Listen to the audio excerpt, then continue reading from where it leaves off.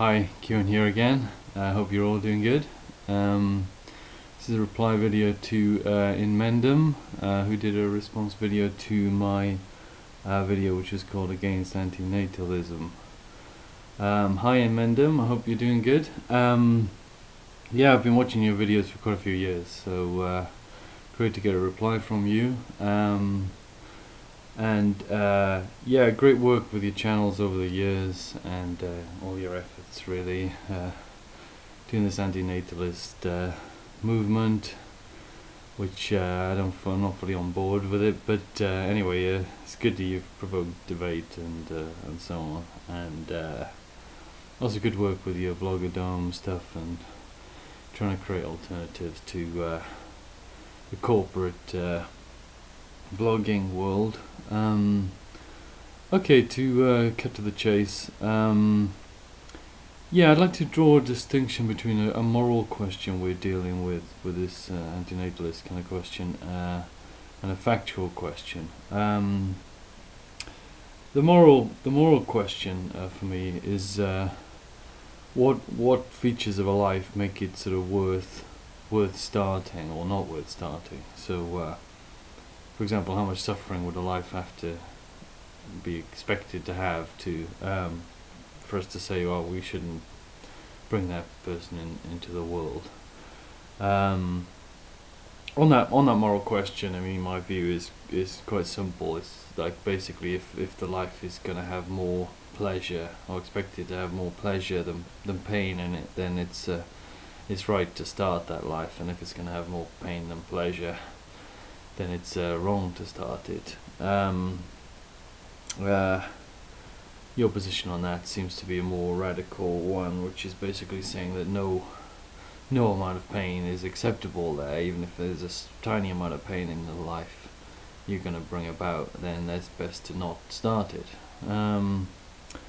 Okay, and the factual question I'm referring to is basically how much pain I mean, is life on Earth generally painful or pleasurable? That's sort of on balance. Is there more pain in the world than pleasure right now? Yeah, I'd just like to be clear that those questions I think are pretty independent. I mean, if I change my view on this sort of cut-off point of what makes a life worth starting, then that shouldn't change my view, obviously, of what I think is actually going on in the world, how much pain and how much pleasure, and also vice versa.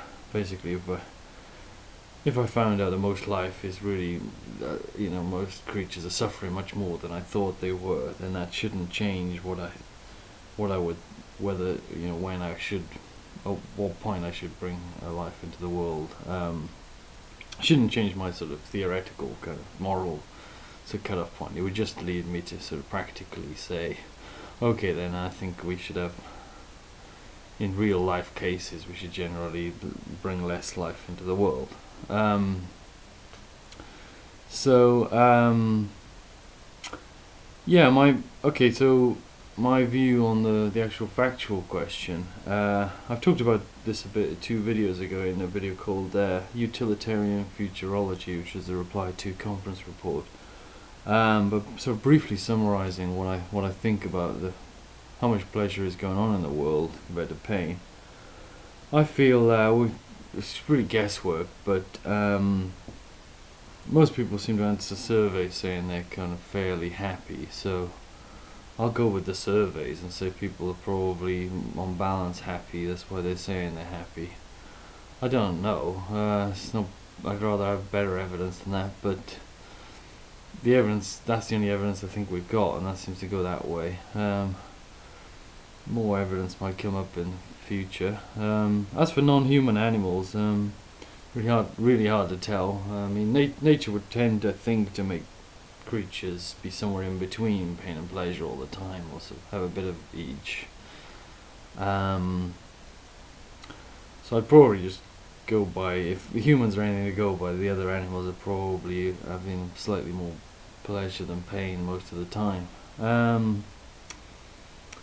And well, I mean, you have these horrific moments like getting eaten alive, but that's a small part of life. And also, look, animals that are really suffering a lot, like I suppose like factory farmed animals are thankfully the exception in the world in general.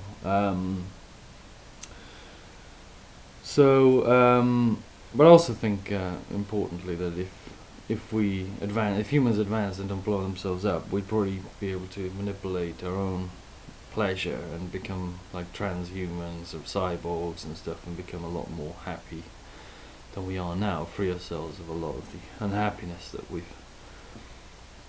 nature has given us. So yeah, I mean, I'm prepared to completely change my view. I mean, on that factual question, it wouldn't affect my utilitarianism at all. I don't think I have a rosy-eyed sort of view of life. I'm just going by the only evidence I know of.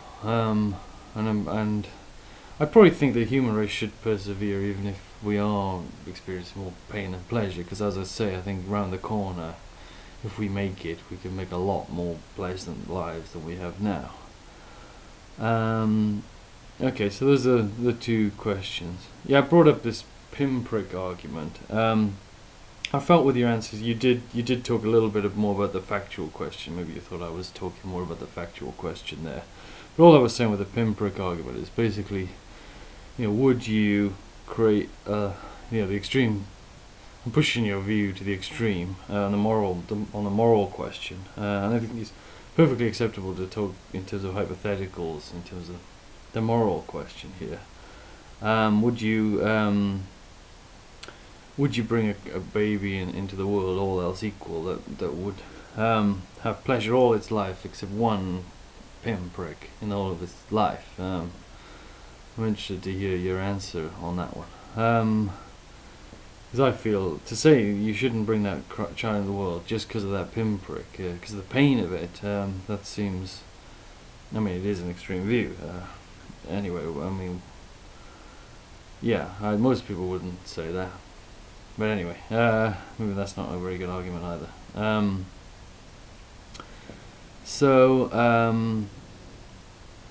Yeah, you did fire an interesting couple of hypotheticals at me. You said, would I give up my computer or to create a load of antelope on Mars that just chomp grass all the time, and well, let's assume have slightly more pleasure than pain in their lives, because I wouldn't be even tempted if that wasn't the case.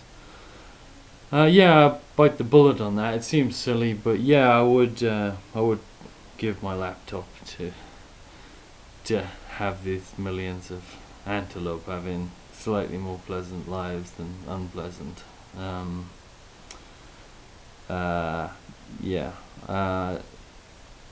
Basically, yeah, that's my view on that one. And you also said a similar thing, like if I could create a sort of perfect baby that never had any displeasure, would I like give over the whole matter of the universe to like making more and more of these things?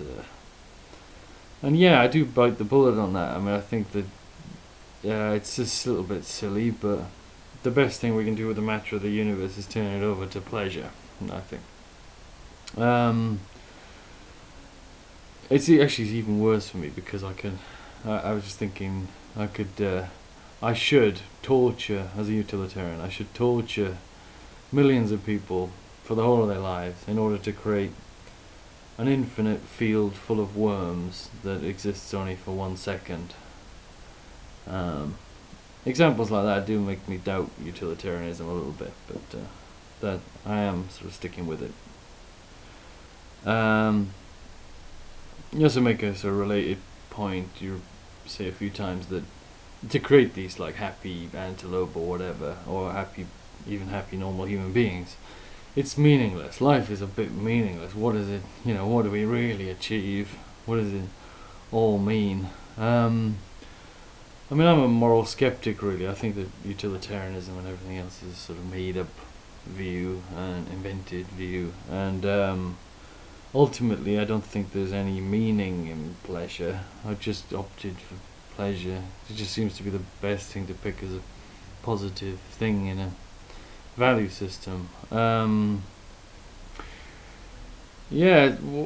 We have to make decisions, and I think most of us have some more moral sort of instincts, so we do we want to be systematic about our morals or not? I feel that we should be. I feel part of being moral means being systematic about it. So yeah, I'm promoting pleasure, but ultimately I don't claim it has any real significance. So also the universe, what meaning can the universe really have? It's like the question of like God. If God made the universe, who made God? But like if the universe has got has some point, some purpose to it, then what, like what's the purpose of that purpose or something like that? I think ultimately, I know it's hard to see how the universe can have an ultimate purpose. That it's coming to existence for. It seems strange anyway. It's very confusing. Lastly, you say something about need. Like basically something along the lines of if you don't have a need, or if you don't think, if I don't have a need somewhere at the back of my mind, I wouldn't think that pleasure, being satisfied would be a good thing. It's only, satisfaction only makes sense in terms of need. I mean, I tend to not see pleasure that way. I mean, pleasure seems to be a thing in itself that is pleasant.